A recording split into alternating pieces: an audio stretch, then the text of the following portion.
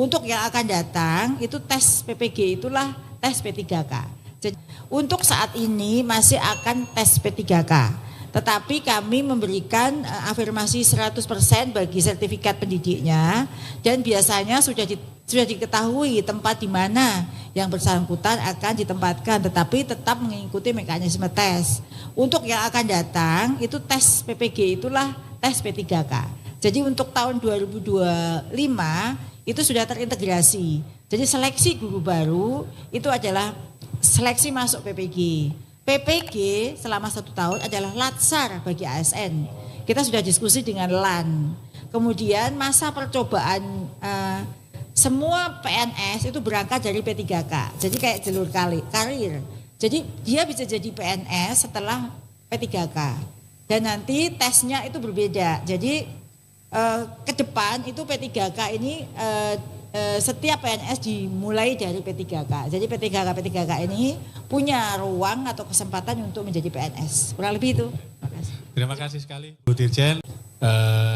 Saya ingin, nama saya Agus Bu dari Temanggung. Saya ingin menyampaikan undang-undang mungkin semuanya Bu. Jadi guru itu setiap bulan pasti berkurang karena purna. Tetapi untuk pengangkatan kita terkendala dengan anggaran. Apalagi kalau nanti benar-benar dilaksanakan oleh pemerintah kebijakan bahwa ASN itu hanya ada PNS dan P3K, maka kami khawatir dengan nasib teman-teman saya guru tidak tetap yang jumlahnya masih sangat luar biasa banyak.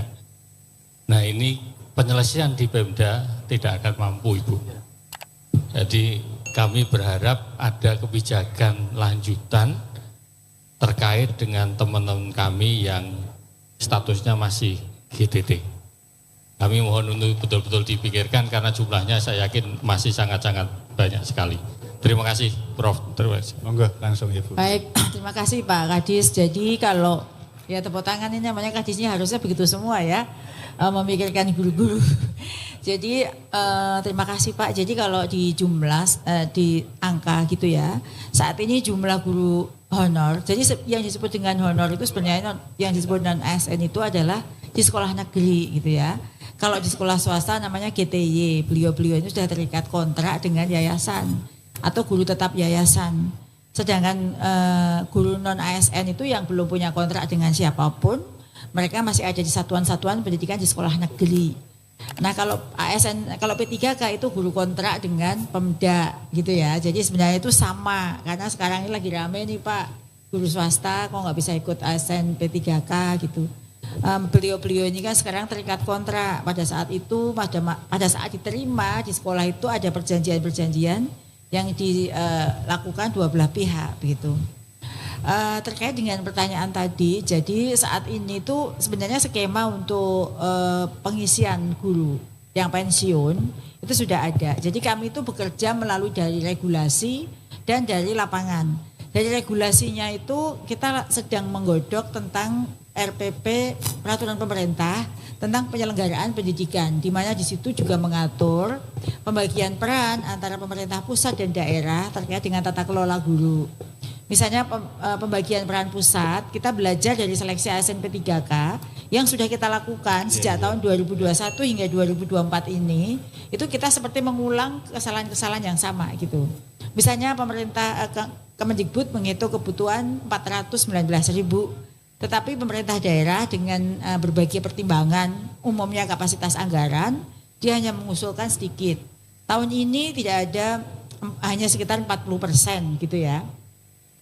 Nah melihat hal tersebut, kita mencoba mengatasi dari celah regulasi, yang mana di sini kementerian, dalam hal ini Kemendikbudristek yang akan menetapkan formasinya, mengusulkan formasi yang akan ditetapkan oleh pemerintah, oleh Kemenpan, sehingga bukan Pemda yang mengusulkan formasi. Terkait ini tentu dibarengi dengan pengusulan anggarannya. Jadi anggaran untuk ASN P3K itu dari pusat gitu. Dan ini tertuang dalam salah satu pasal di dalam PP RPP PDM atau RPP penyelenggaraan pendidikan. Nah, terkait dengan hal ini tentu tahun ini itu tidak akan selesai. Kalau saya sebut kita punya 400-an ribu lebih non ASN di sekolah negeri. Tahun ini baru akan terangkat 175 ribu. Berarti kan pasti masih ada sisa.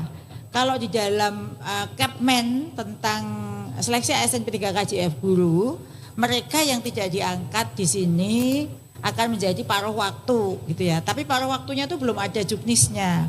Sehingga kami melihat masih perlu untuk dilanjutkan seleksi ASN P3K ini tahun depan. Jadi ini bukan hanya himbauan karena secara regulasi kita juga sudah mengatur.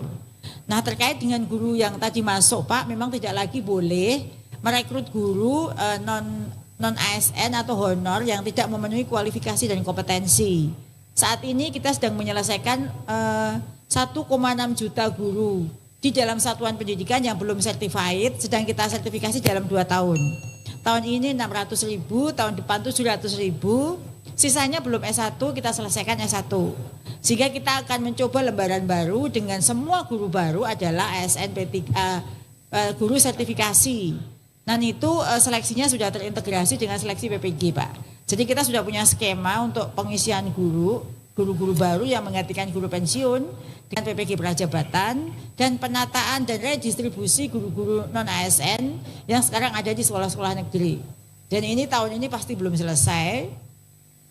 Karena Undang-Undang ASN mengatakan bahwa Desember 2024 adalah batas akhir untuk guru non-ASN, maka nanti akan berubah status menjadi paruh waktu dulu ASN.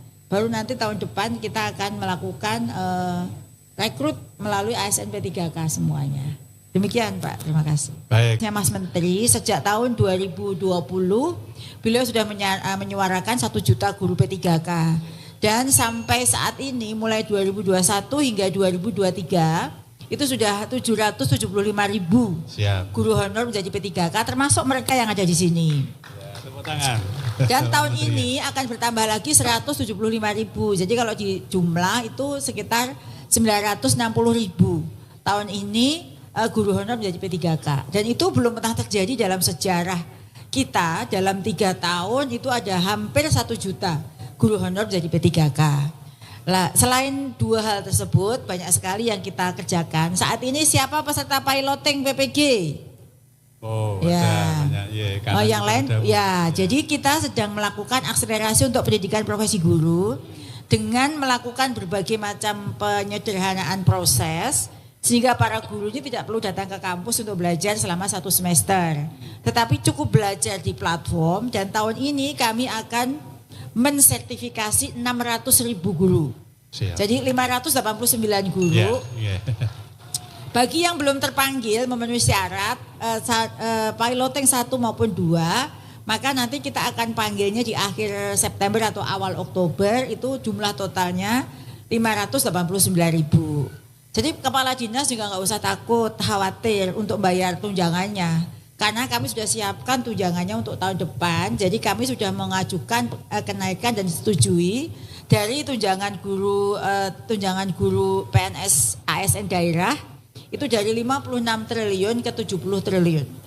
Jadi naiknya ke 14 triliun itu bagi Bapak Ibu guru yang 600 ribu itu nanti per catur bulan 2 sudah menerima tunjangan. Oh, ya, siap, Bu. Ya. Selain itu juga banyak yang kita kerjakan seperti pengelolaan kinerja menggunakan platform yang terintegrasi dengan PMM, dengan Ekin, sehingga Bapak Ibu guru ASN tidak perlu lagi mengisi 2 platform.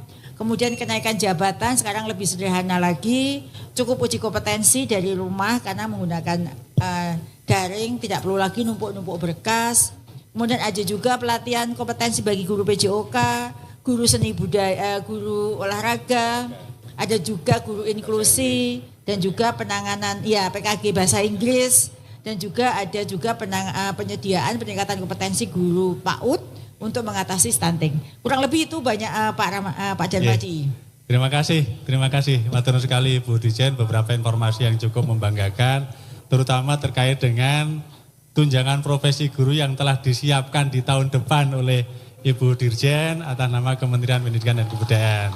Sehingga Bapak Ibu Kepala Dinas sudah punya kemantepan sekarang ketika mendorong para guru di daerah mengikuti PPG piloting. Insya Allah dananya sudah disiapkan jika lulus. Jika lulus. Ya. Kalau dulu sebenarnya guru penggerak itu kan dikelar calon kepala sekolah gitu ya. Dan pengawas sekolah. Kemudian sekarang itu berganti nama dan peningkatan substansi disesuaikan model pelatihan berbasis lapangan itu dengan nama guru penggerak. Yang mana ini guru penggerak itu sudah mencakup kepemimpinan pembelajaran baik untuk kepala sekolah maupun pengawas. Dengan pelatihannya lebih banyak, meskipun sama-sama JP-nya, tetapi persentase di sekolah lebih besar. Kemudian mendapatkan pendampingan, pembimbingan secara melekat dari para pengajar praktek, fasilitator. Ini yang membedakan dengan pelatihan calon kepala sekolah sebelumnya. Mungkin namanya bisa berubah ya, tetapi esensi pendidikan guru penggerak akan terus ada. Jadi sebelum misalnya saya diganti pun, nanti saya akan mencoba meyakinkan bahwa pendidikan guru penggerak dengan investasi yang sangat besar, dengan perubahan yang ditimbulkan di ekosistem belajar oleh para guru penggerak ini layak untuk dipertahankan. Mungkin namanya bisa disesuaikan, tetapi esensi pendidikan guru penggerak pasti masih ada. Karena kita butuh sertifikasi buat kepala sekolah dan pengawas sekolah. Siap. Dan saat ini satu-satunya adalah itu, sertifikasi itu. Itu jawabannya.